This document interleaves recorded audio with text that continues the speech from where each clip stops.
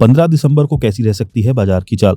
Geojit investment के chief market strategist आनंद James का कहना है कि कल निफ्टी का 25,690 के आसपास से ऊपर जाना उम्मीद के मुताबिक था, लेकिन 25,900 के पास पहुंचने में रुकावट से इस बात पर कुछ शक बना हुआ है कि क्या हम फिर से एक मजबूत अपसाइड ट्रैजेक्टरी पर वापस आ गए हैं। आज दिन की शुरुआत 26,190 की उम्मीद के साथ हुई है।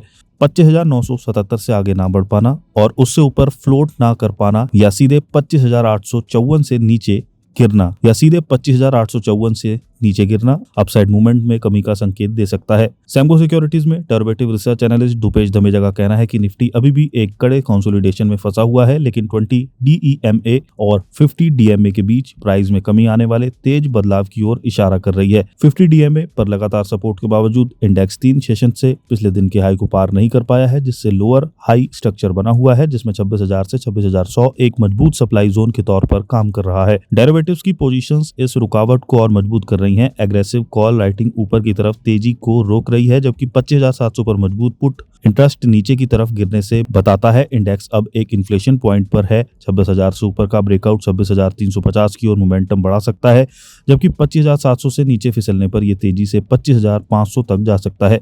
जियोजीत इन्वेस्टमेंट्स लिमिटेड के रिसर्च हेड विनोद नायर का कहना है कि यूएस फेड की रेट कट के बाद ग्लोबल रिस्क लेने की क्षमता में सुधार हुआ है, जिससे लिक्विडिटी बढ़ने की उम्मीद बढ़ गई और रुपया रिकॉर्ड निचले स्तर पर पहुंचने और एफआईआई के लगातार आउटफ्लो के बावजूद घरेलू इक्विटी बाजार में तेजी आई। उन्होंने आगे कहा कि भारत का आज आने वाला नवंबर का रिटेल महंगाई आंकड़ा आरबीआई के कंफर्ट जोन में रहने की उम्मीद है, जिससे पॉलिसी स्टेबिलिटी की उम्मीदें और मजबूत होंगी। शॉर्ट टर्म में बाजार का फोकस रुपए के level, FII flow, Bharat America trade बातचीत, बैंक ऑफ जापान की पॉलिसी, ईसीबी और बीओई के पॉलिसी से मिलने वाले संकेतों पर रहेगा।